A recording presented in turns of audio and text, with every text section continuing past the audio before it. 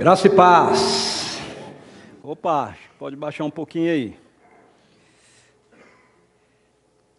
Uau, que manhã, hein?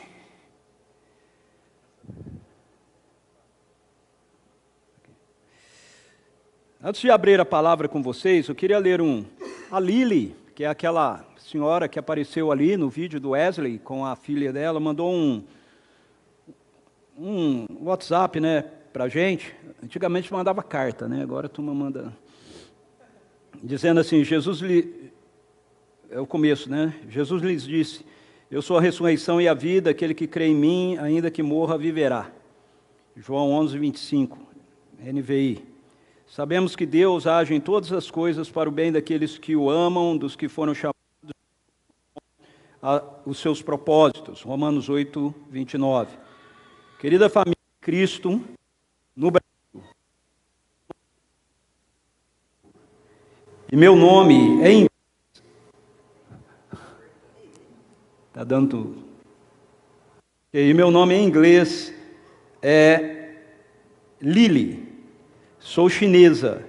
Minha filha se chama alguma coisa Yu. Nome em inglês dela é Grace. Meu marido se chama Louis James Hill, um americano. Ele tinha distrofia muscular e usava cadeira de rodas. Fomos casados por 21 anos e ele adormeceu no Senhor no dia 6 de maio deste ano. Ele certamente foi uma grande bênção para mim, como meu esposo, enquanto caminhávamos juntos servindo ao nosso Senhor por 21 anos. Ele era 27 anos mais velho do que eu, mas estávamos unidos, não apenas como marido e mulher, mas também como amigos e parceiros de trabalho no reino de Deus. Ele foi um grande tesouro para mim. Tinha uma fé muito forte em Deus. Por um lado, sinto muita falta dele, mas por outro, sou grata por ele ter completado a corrida e a missão que Deus lhe deu e agora descansa deste mundo até a ressurreição, quando estaremos juntos com nosso Salvador para sempre. Alguns agradecimentos especiais aos queridos Yata e Ellen, que nos receberam em sua casa por 2 semanas após o falecimento do meu marido. Isso foi uma grande bênção para mim, exatamente o que eu precisava. Nenhuma de nós tem família em São Tomé, mas Deus as usou para me ajudar nesse momento de luto e dificuldade. Meu corpo e minha alma estão se recuperando por causa daquele tempo em especial. Além disso, os queridos Wesley e Stephanie nos acolheram em sua casa como família, cuidando de nós, o que foi uma grande proteção. E mais ainda, todos vocês que estão longe de nós contribuíram com ajuda financeira. Mesmo sem nos conhecerem antes, o apoio de vocês nos permitiu nos estabelecer nessa casa. Uma bênção maravilhosa que só posso descrever como obra maravilhosa do Pai. Vai além do que consigo imaginar. Mais uma vez, muito obrigada por toda a bondade, orações e bênçãos que nos dedicaram. Em nome de Jesus. Amém. Amém. Então, eu quero lembrar você da importância da nossa fidelidade, da nossa contribuição, da nossa adoração ao Senhor, também com os nossos dízimos e ofertas, porque quando a gente faz isso, a gente viabiliza coisas dessa magnitude aqui, ok? Lembre-se disso, né? A gente investe aqui, investe nas realidades aqui, mas com a graça de Deus, a gente tem a oportunidade de abençoar pessoas que estão em lugares bem mais distantes, né, do que esse, em condições muito mais complexas de vida do que a nossa, ok? E isso é possível por causa da nossa fidelidade, por causa da nossa generosidade. Então, se você ainda não adorou o Senhor esse mês com sua contribuição, faça isso. Amanhã ainda é dia 30, ainda dá tempo de você fazê-lo, ok?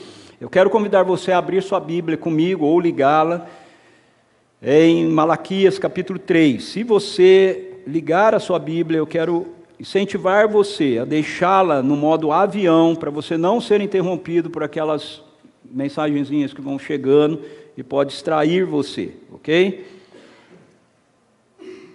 Malaquias capítulo 3, Nós vamos olhar a partir do versículo 13.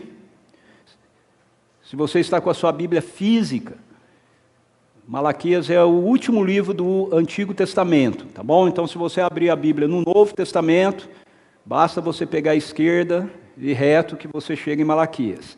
Se você abrir em algum livro do Antigo Testamento, que não é Malaquias, você pega a direita e você vai chegar lá também, tá bom? Ok. Pai, em nome de Jesus, eu quero te agradecer por esse tempo que nós estamos tendo juntos aqui. Obrigado por aquilo que está no teu coração e que tem sido derramado no nosso coração. Obrigado por aquilo que o Senhor tem compartilhado conosco já aqui. E nós pedimos que agora, Espírito Santo, o Senhor que inspirou a tua palavra, esteja nesse momento, quando a abrimos, quando estamos diante dela, trazendo revelação do coração do Pai, através dela, para o nosso coração, em nome de Jesus. Amém. Amém. Posso ouvir um amém mais convicto? Amém. Amém, ok. Nós estamos terminando a nossa série desse mês de junho, e eu tenho orado muito para que ela seja um divisor de águas na nossa vida, na vida da nossa comunidade, na vida da nossa igreja, na expectativa realmente da gente pensar naquilo que a gente tem ofertado da nossa parte ao Senhor, da nossa vida ao Senhor. Ele não merece, de forma alguma, as nossas sobras. E hoje eu quero falar com você a respeito de nós não darmos das sobras do nosso serviço a Ele. A palavra serviço, na Bíblia, ela está relacionada a 3 conceitos diferentes. Ela se relaciona ao conceito de adoração, ela se relaciona ao conceito de ajuda, e ela se relaciona ao conceito do trabalho, ou ministério, propriamente dito. Okay? Que são palavras, na Bíblia não existe essa diferença, às vezes a gente faz, no nosso contexto, né, a gente se refere ao trabalho e nossa atividade profissional fora do contexto, né, da vida comunitária, eclesiástica, da vida da igreja, e a gente fala de ministério do nosso trabalho que está envolvido com a vida da igreja, mas a Bíblia não faz essa diferença. Ministério é aquilo que você está exercendo em serviço, okay? Em trabalho que redunda em algo em favor de outras pessoas. Na nossa língua, né, no português, a gente usa a expressão para esse encontro que nós temos aqui, culto, ok? Em inglês, você tem o service, ok? Que é a palavra para o culto, ok? Que está relacionado justamente a isso, né? Ao serviço, certo? A essa consciência de que o culto é um serviço que nós estamos prestando a Deus. Então, serviço está dimensionado nas Escrituras através dessas 3 perspectivas.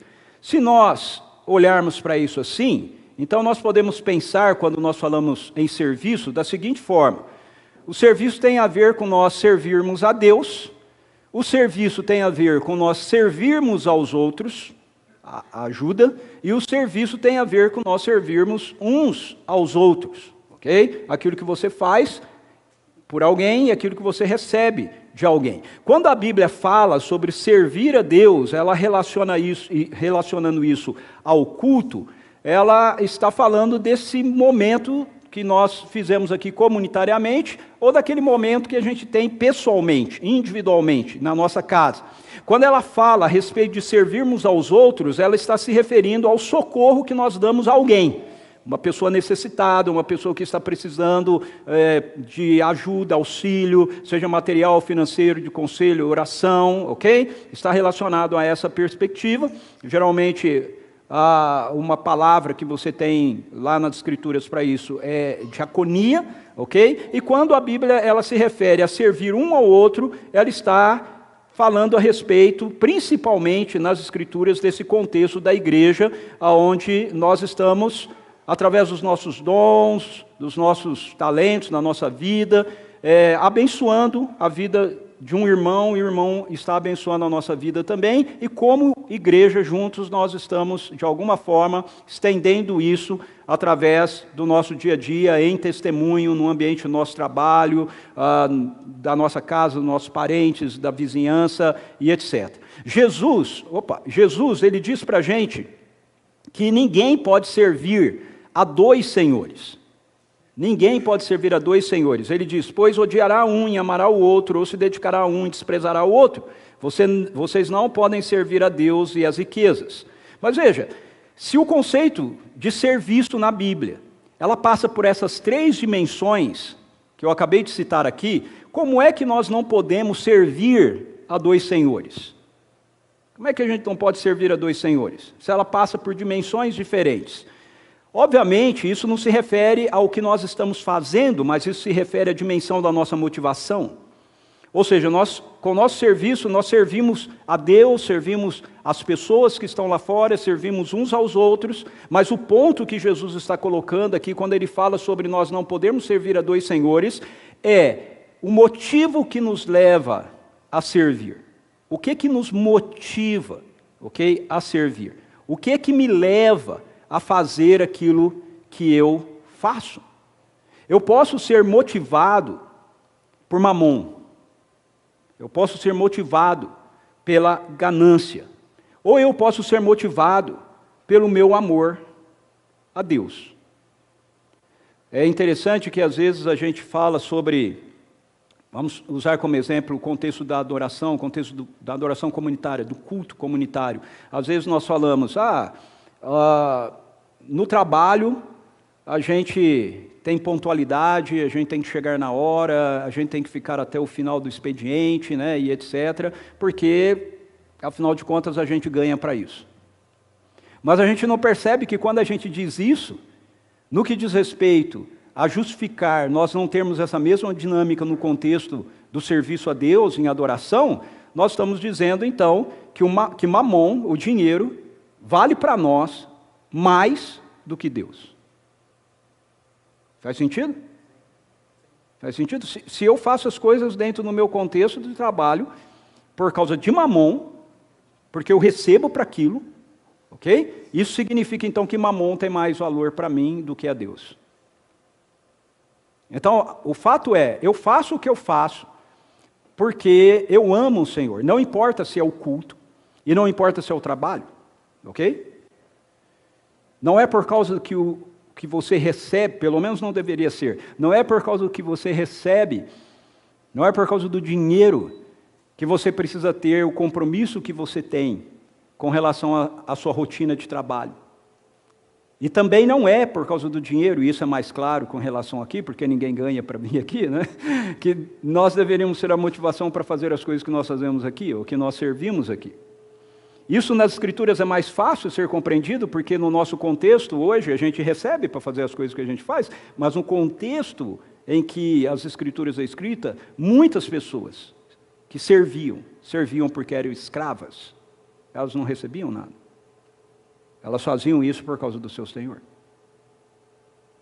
Então, conforme o ensino bíblico, na verdade, tudo o que nós fazemos deveria ser feito como uma expressão da nossa adoração, ou seja, do nosso serviço ao próprio Deus.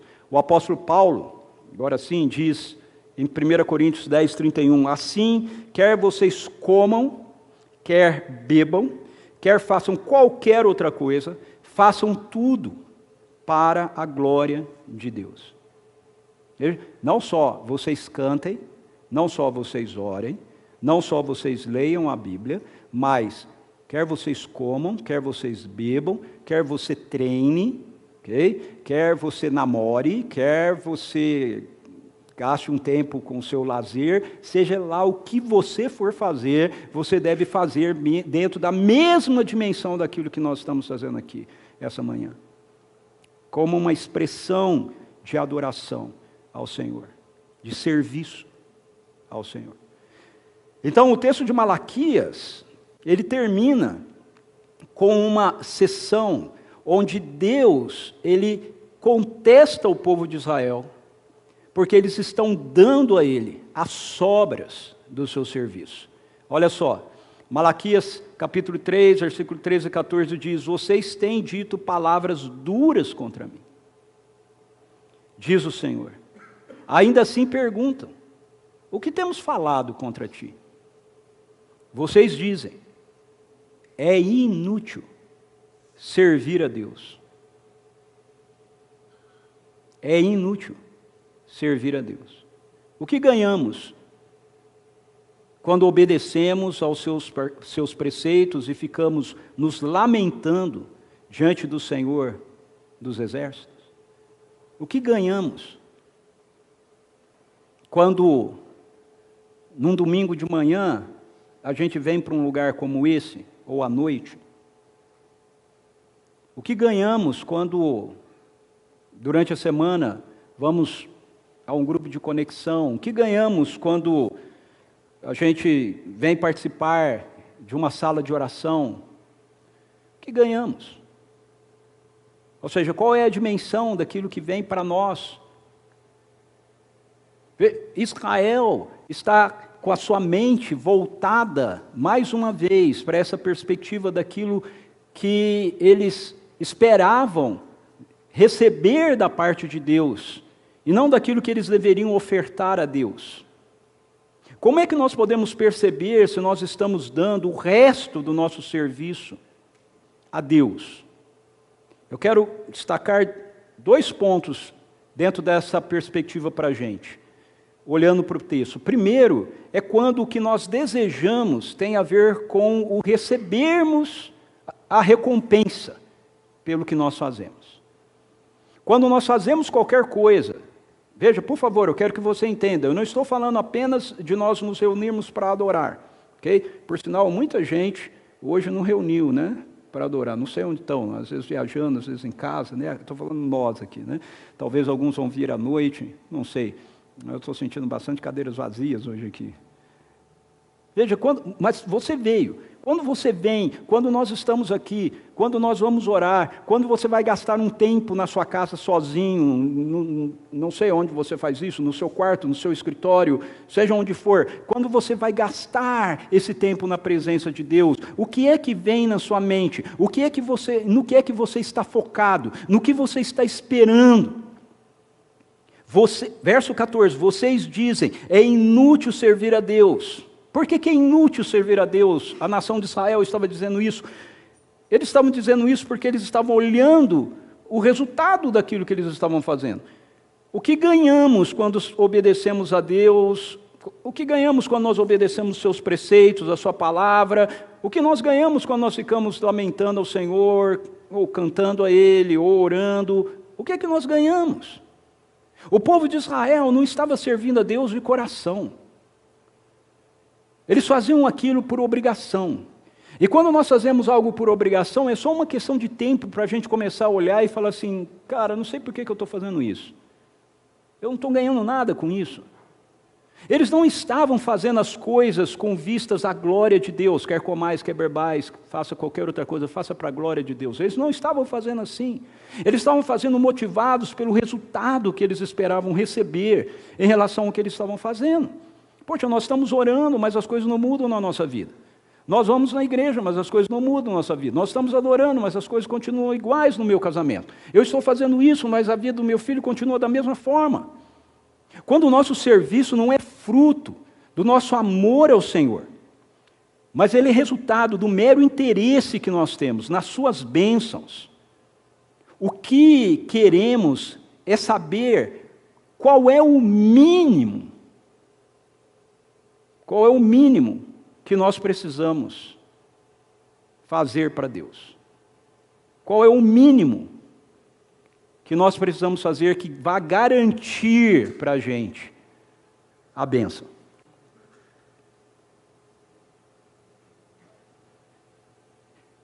Sabe, infelizmente tem muitos lugares hoje em dia, lugares que se reúnem, igrejas, onde líderes entenderam isso.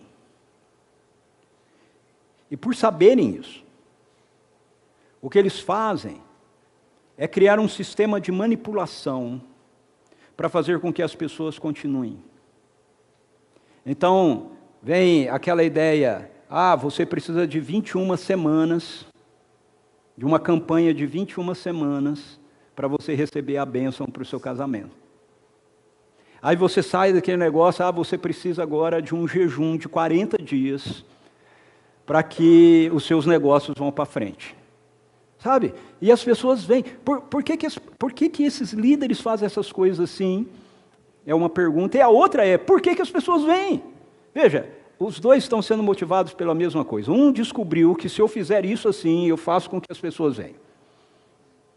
Eu as prendo, né, num processo. E a outra as pessoas que respondem a isso, elas não estão com o coração delas tomados de devoção, paixão, anseio, prioridade ao Senhor.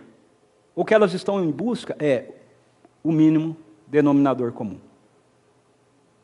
Com 40 dias, se eu fizer isso, a coisa resolve? Resolve. Beleza, então eu vou lá e faço. Precisa mais aquilo? Ok. Percebe?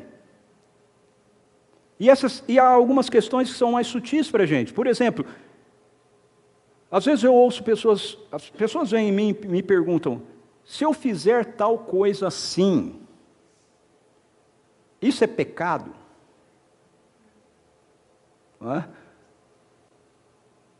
Se eu agir de tal maneira, se eu fizer isso, se eu fizer aquilo, se eu for em tal lugar, isso é pecado? Veja, essa pergunta, ela parece ser uma pergunta que está sendo feita por nós, porque nós não queremos pecar, né, contra o Senhor. Mas na verdade, essa pergunta, ela expressa, sabe o quê? Esse mínimo denominador comum. O que a pessoa quer saber é, até onde eu posso fazer determinada coisa que vai estar tudo certo, que não vai interferir na minha vida. Porque a pergunta que nós deveríamos fazer é, como eu posso ir mais fundo no meu relacionamento com Deus? Como eu posso expressar de uma forma mais intensa a minha devoção por Ele, o meu amor por Ele, o meu reconhecimento de quem Ele é, para mim? Sabe, se nós não carregamos isso no nosso coração, nós podemos ter um momento como nós tivemos aqui de adoração e nós podemos cantar coisas impressionantes para Ele, mas se a gente sair daqui sem isso no nosso coração, isso vai ter sido um momento que foi intenso, bacana e poderoso, mas que ficou aqui. Não mudou nada na vida da gente quando a gente sai daqui.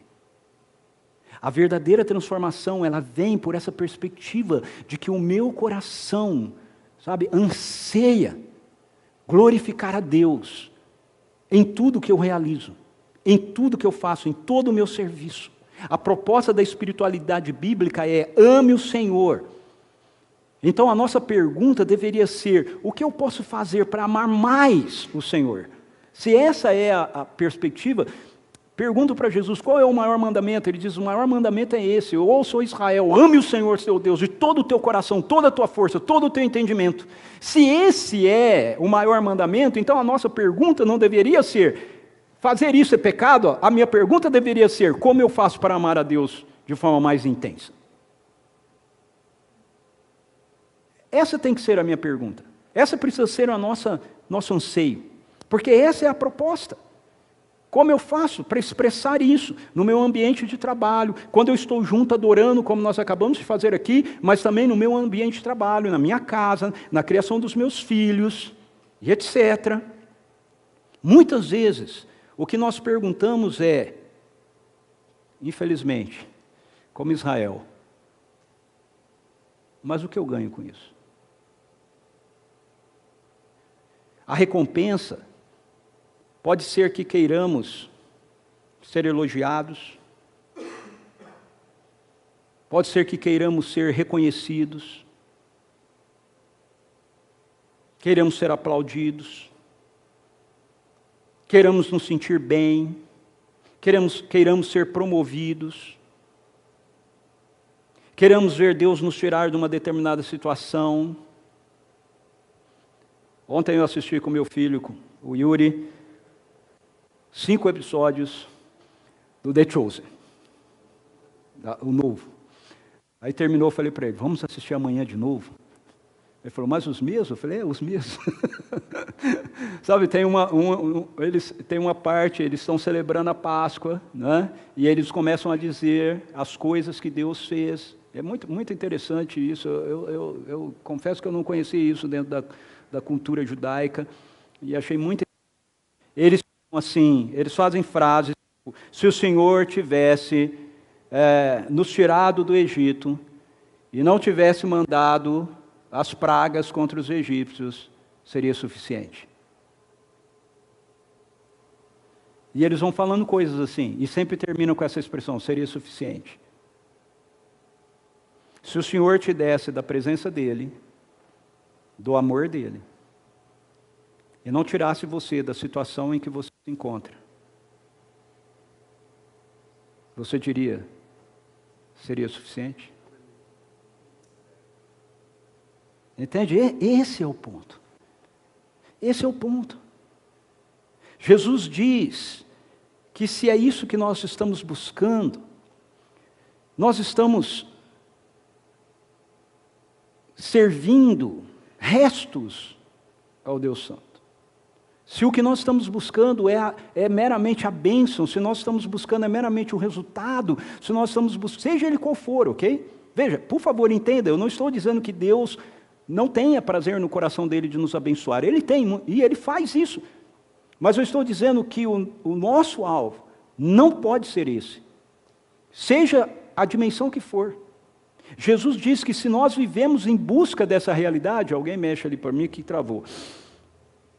Nós já recebemos, veja, ele diz em Mateus 6, 1 e 2, tenham cuidado de não praticar suas obras de justiça diante dos trabalhos, ok? Diante dos outros, para serem vistos por eles. Se fizerem isso, vocês não terão nenhuma recompensa do Pai Celestial. Portanto, quando você der esmola, não anuncie isso com trombetas, como fazem os hipócritas nas sinagogas e nas ruas, a fim de serem honrados pelos outros. Eu garanto que eles já receberam a sua plena recompensa. Se a dedicação do seu trabalho para o seu trabalho é tão somente você ser reconhecido como um excelente profissional, você já recebeu a sua recompensa.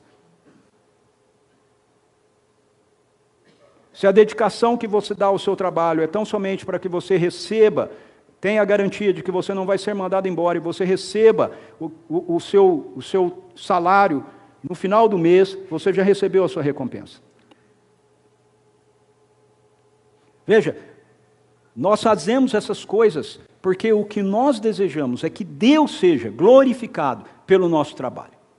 Ele seja glorificado pelo nosso serviço. Seja uma expressão de adoração comunitária, seja o trabalho que eu estou executando na minha empresa, no local que eu trabalho, seja na limpeza da casa, seja na criação dos meus filhos, eu quero que Ele seja glorificado. Se a preocupação na educação dos meus filhos é tão somente que eles tenham um futuro, eu já recebi, um bom futuro profissional, eu já recebi a minha recompensa. Então, quando nós servimos a Deus, e nós estamos olhando ao fazermos isso, apenas para o resultado, apenas para a bênção que nós vamos receber, nós estamos servindo restos a Ele. Em segundo lugar, quando a nossa referência é o resultado da vida daqueles que não temem a Deus, nós começamos a servir restos a Deus. Quando a nossa referência é o resultado da vida daqueles que não temem a Deus. Veja, o verso 15 diz assim, por isso, agora, consideramos felizes os arrogantes, pois tanto prosperam os que praticam o mal, como escapam ilesos os que desafiam a Deus. É impressionante isso, veja, Deus está falando que Israel diz isso, ok? Ele ouve, ok? Deus ouve o que você fala. E você não precisa falar nem em voz audível, porque Ele ouve se você pensar, ok? Ele ouve o que está no seu coração, Ele ouve a sua motivação. E ele está falando isso de Israel. Ele falou, as suas palavras estão me ferindo, as suas palavras estão me magoando. Mas o que a gente fala que fere o Senhor? O que a gente fala que magoa o Senhor? E aí ele está dizendo o que eles falam. E uma das coisas que eles falam, de acordo com Malaquias aqui, é isso.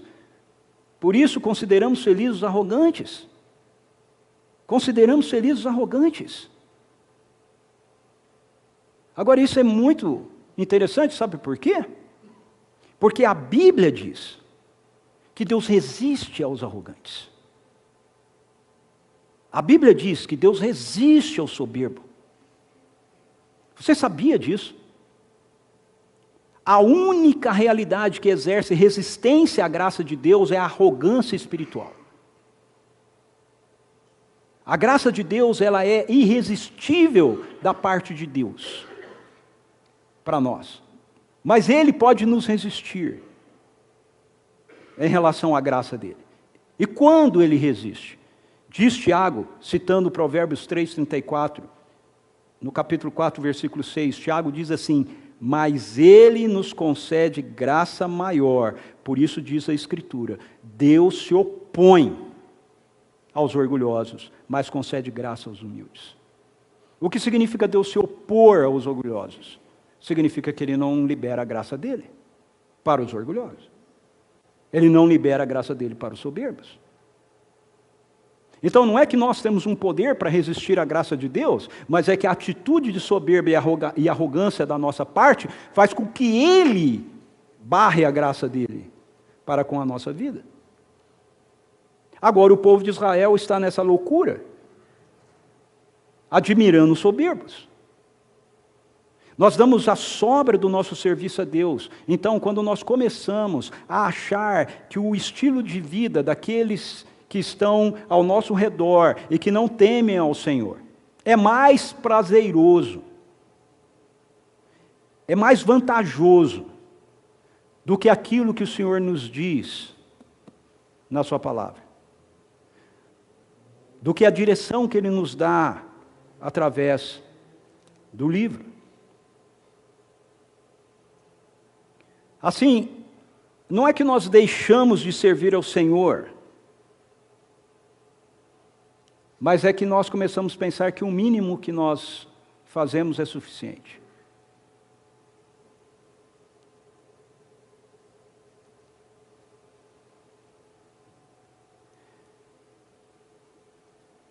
Eu venho adorar ao Senhor quando eu estou escalado. Eu vou tocar, então eu venho. Eu não vou tocar, eu fico em casa. Eu vou estar na câmara, eu venho. Eu estou na diaconia, eu venho. Eu estou na mesa de som, eu venho. Eu que vou pregar? Ah, então eu venho. É o Eliel? Ô Eliel, eu vou ficar em casa hoje, ok? Meus irmãos, isso não pode ser assim. Não pode ser assim. Nós precisamos de um divisor de águas aqui. Nós precisamos começar a levar a sério a maneira que nós lidamos com Deus. Em relação ao que nós fazemos lá fora, no nosso trabalho, na nossa empresa, na nossa casa, mas também com relação ao que nós fazemos aqui, nesse lugar, quando nós nos reunimos para adorar. Sabe, desculpas nós vamos ter sempre. Justificativas nós vamos ter sempre. Se você é uma pessoa que sabe que tem que fazer atividade física, mas você não gosta, você sempre vai ter uma justificativa para faltar. Sempre. Como eu gosto de fazer, eu não tenho problema. Ah, está frio, ok, vamos de agasalho. Mas quem tem, está frio. Hoje está muito frio, né? Está calor. Nossa, hoje está muito quente. Eu vou começar a suar só de pensar aí, eu já estou suando. Dá uma aflição quando eu começo a suar. Desculpa, gente. Nós sempre vamos ter. Argumentos nós sempre vamos ter. Israel tinha. O que nós precisamos é de quebrantamento, é de arrependimento, é de dizer, Senhor, não é assim que eu devo continuar vivendo a minha vida. Deus, eu não posso continuar colocando sobras na mesa da minha existência para o Senhor, não posso. Eu venho adorar ao Senhor quando eu estou escalado para servir na área que eu estou trabalhando, para a edificação dos outros. Mas você vem adorar ao Senhor quando você não está trabalhando, porque o serviço não inclui apenas o que você faz para a edificação dos outros, inclui também o que você está fazendo para expressar a Ele diretamente a sua adoração. O dia que eu não estou na escala, eu fico em casa. Ou eu vou cuidar de outras coisas.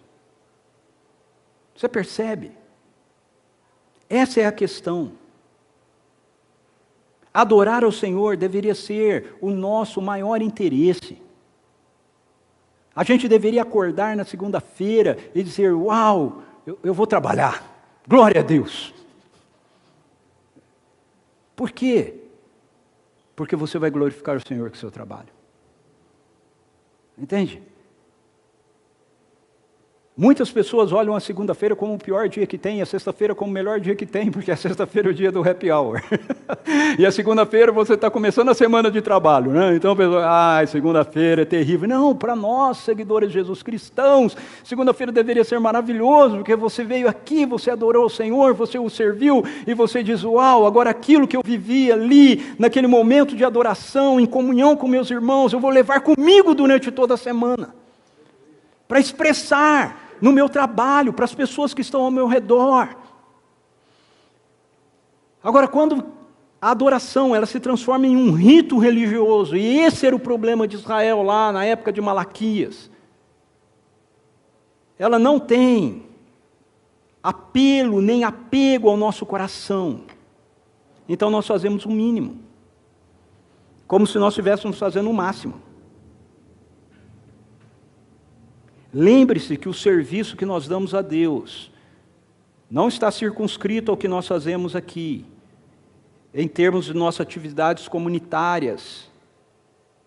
Vai além daqui, mas não pode ficar aquém daqui.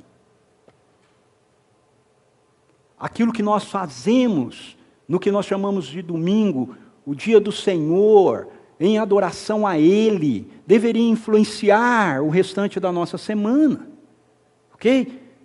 Deveria influenciar como trabalhamos, como educamos nossos filhos, como nos relacionamos com o nosso cônjuge, como tratamos as pessoas no nosso dia a dia, como nós servimos aos outros, como nós lidamos com os nossos clientes, como nós lidamos com os nossos fornecedores, como nós testemunhamos o Evangelho nas diversas oportunidades que nós temos, como nós despendemos dos nossos recursos. Satanás, ele é muito astuto, muito sutil. Sabe o que ele fez? Eu sou de uma geração assim, ok? Eu faço parte de uma geração onde as coisas com relação a Deus eram concentradas no domingo. Havia uma dicotomização. As coisas na igreja eram as coisas para o Senhor, e as coisas durante a semana eram as coisas do mundo. E eu sou de uma geração, quando eu falo que sou uma geração assim, eu cresci, certo? Eu era adolescente, que nem aí o Vinícius e tudo mais, eu venho dentro dessa geração, e a minha geração foi uma geração que lutou para quebrar isso, para mostrar assim, gente, todos os dias são iguais para Deus. Aí o que Satanás fez? Fez o domingo ficar igual a segunda-feira, terça-feira, quarta-feira, quinta-feira. Então hoje, um monte de cristãos lidam com o domingo, lidam com o dia do Senhor, com descaso, porque é mais um dia, como qualquer outro. Não, quando a minha geração lutou por isso, era o contrário. O que a gente queria era entender que a segunda, a terça, a quarta, a quinta, a sexta, ela deveria ser vivida da maneira que nós vivemos o domingo, não era o contrário. Não é vamos tornar o domingo a terça-feira. Não! Então isso é uma realidade que nós precisamos resgatar. Em nome de Jesus. Opa, isso aqui é de vidro. Ok?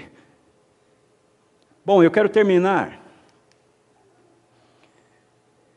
hoje, a mensagem de hoje, e terminar a série. Tá?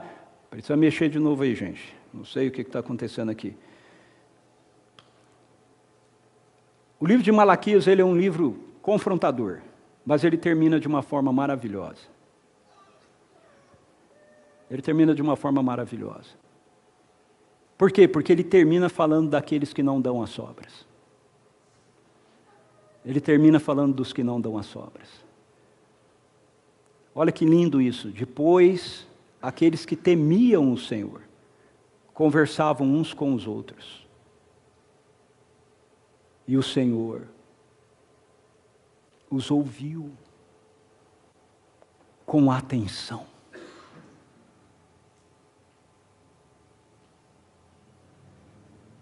Ele está ouvindo. Malaquias todo. Se você pegou toda a série, se você não pegou, assiste na internet. Malaquias todo, ou lê o livro.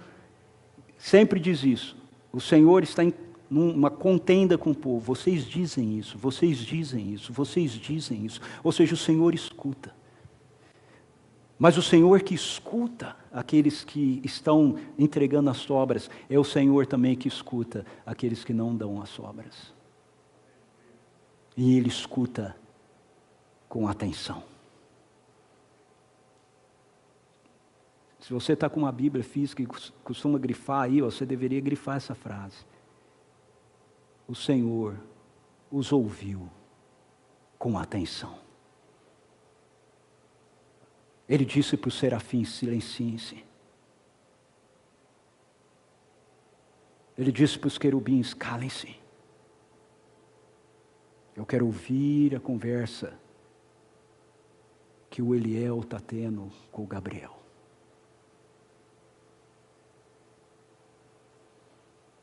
Eu quero ouvir a conversa que o Ricardo e a Suzy estão tendo ali,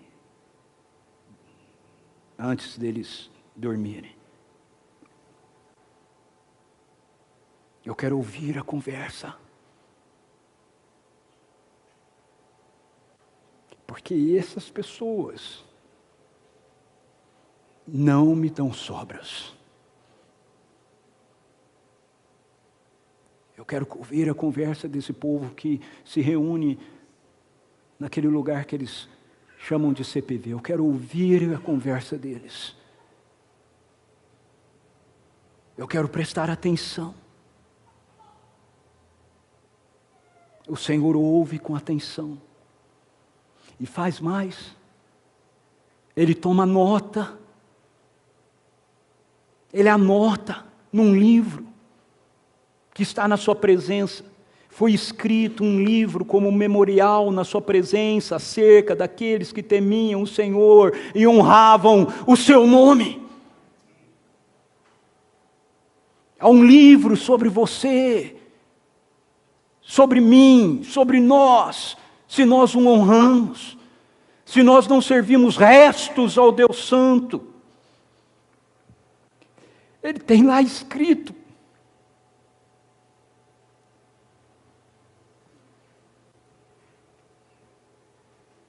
Ele é digno de receber isso de você. Ele é digno de receber isso de mim. Porque Ele subiu naquela cruz e Ele deu toda a vida dele por mim e por você. Ele deixou vazar até a última gota do sangue dele por mim e por você. Ele fez isso pela igreja, pela sua noiva. Aqueles que não o conhecem, aqueles que não o entendem, não o temem.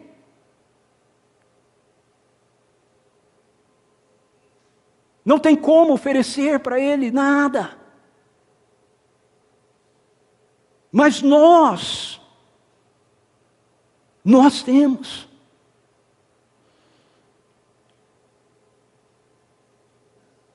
Olha que lindo isso. Não acabou.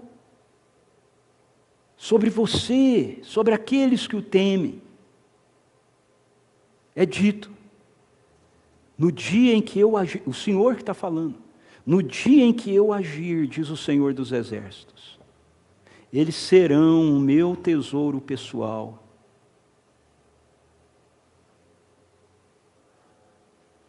Aqueles que temem ao Senhor, aqueles que não servem restos para Ele,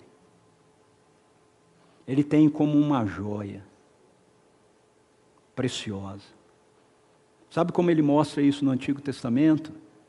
Na estola sacerdotal, haviam 12 pedras preciosas.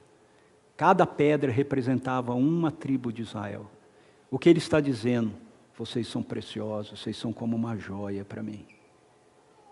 E aqui ele está dizendo que ele tem cada um de nós, que não servimos restos para ele, que o tememos como uma joia preciosa, guardada para ele. Ele tem um porta-joias. E nós somos as suas joias depositadas ali. Mas não acabou. Ele diz: eu terei compaixão deles, como um pai tem compaixão do filho que lhe obedece.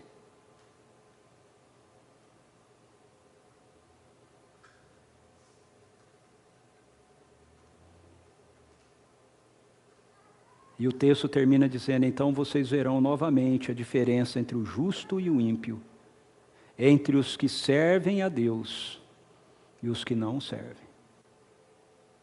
Vocês estão dizendo: vamos imitar a vida dos ímpios, daqueles que não me temem. Por isso vocês estão me oferecendo restos da vida de vocês. Mas eu ouço aqueles que me dão do melhor de suas vidas. E o dia que eu agir, vai ficar claro que eu faço diferença sim entre o ímpio e o justo. E qual é a diferença? É assim que termina a profecia. Para o ímpio, capítulo 4, verso 1, pois certamente vem um dia ardente como uma fornalha, todos os arrogantes e todos os malfeitores serão como palha, e aquele dia que está chegando ateará fogo neles, diz o Senhor dos Exércitos, não sobrará raiz ou galho algum. Isso não é muito aceitável hoje em dia, não é muito popular nas pregações, né?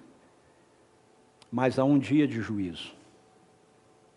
Há um dia marcado, que quando ele retornar, quando o Rei dos Reis vier, como Filho do Homem, nas nuvens do céu, ele não vem mais como um salvador, ele vem como um juiz para acertar as contas. E ele diz: há juízo da minha parte, para todos aqueles que me desonraram, para todos aqueles que não me reconheceram como Senhor e Salvador, que não deram a sua vida como um sacrifício vivo, santo e agradável a mim.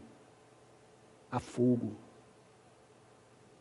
E o justo, mas para vocês,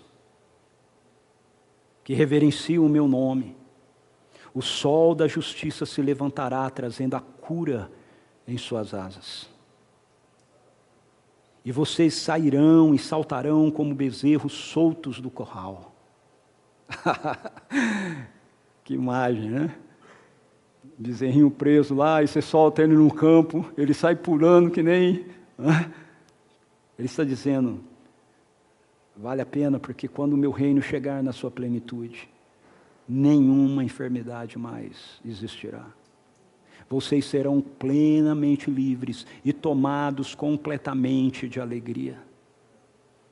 Depois vocês esmagarão os ímpios, que serão como um pó sob as solas dos seus pés, no dia em que eu agir, diz o Senhor dos Exércitos.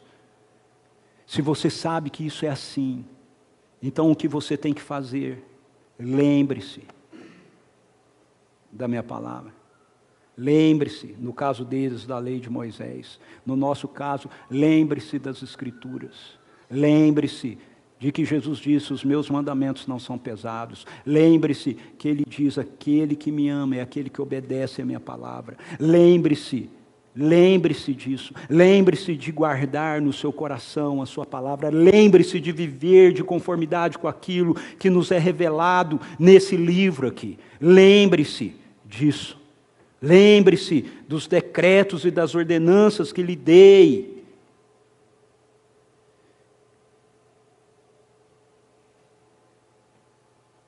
E aí ele termina dizendo: vejam, enviarei a vocês o profeta Elias antes do grande e temível dia do Senhor. Ele fará com que os corações dos pais se voltem para os filhos e os corações dos filhos para os seus pais. Do contrário, eu virei e castigarei a terra com maldição. Essa parte você tem que ler assim: eis que eu enviei o profeta Elias. E o dia do Senhor foi iniciado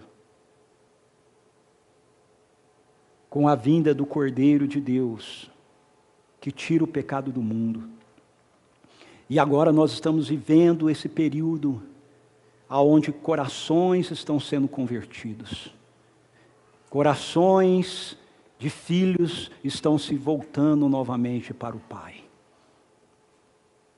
Até que chegue o grande e terrível dia, em que Ele trará maldição sobre todos aqueles que resistiram a isso. Por favor, fique em pé. De qual grupo você tem feito parte?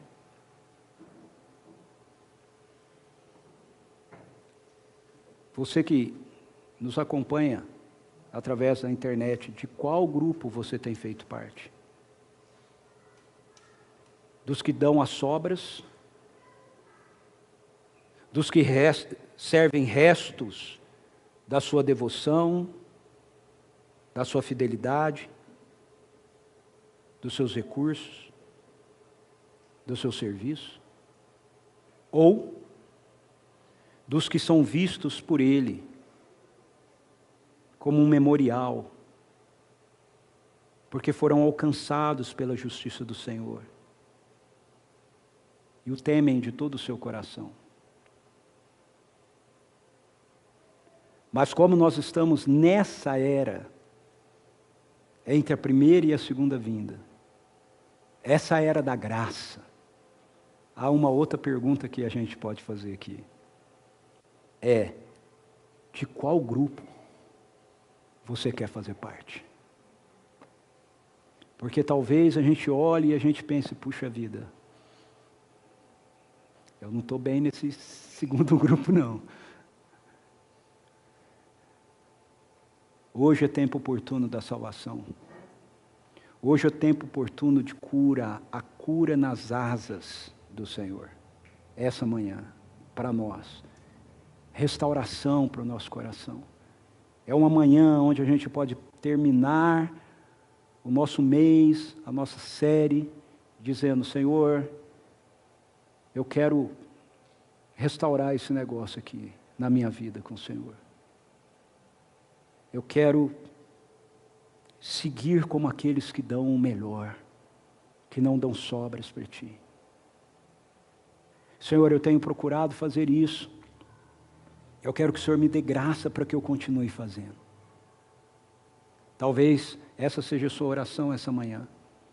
Mas talvez a sua oração essa manhã tenha que ser: Senhor, muitas vezes eu tenho dado ao Senhor migalhas, mas essa manhã eu quero dizer para o Senhor: eu quero te servir do meu melhor.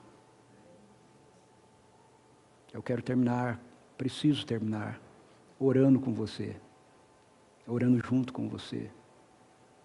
Então, se o Reis quiser tocar alguma coisa aqui, enquanto ele toca, eu convido você a sair do seu lugar e a vir orar comigo aqui à frente.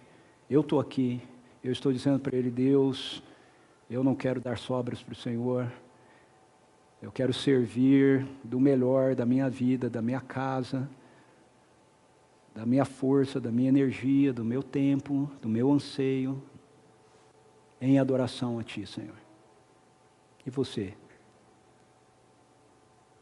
Se você quer orar comigo, eu convido você a vir aqui. Eu vou me ajoelhar, você pode ficar em pé ou pode se ajoelhar se quiser. E eu queria que essa manhã e esse mês a gente terminasse assim, no altar do Senhor, na presença do Senhor.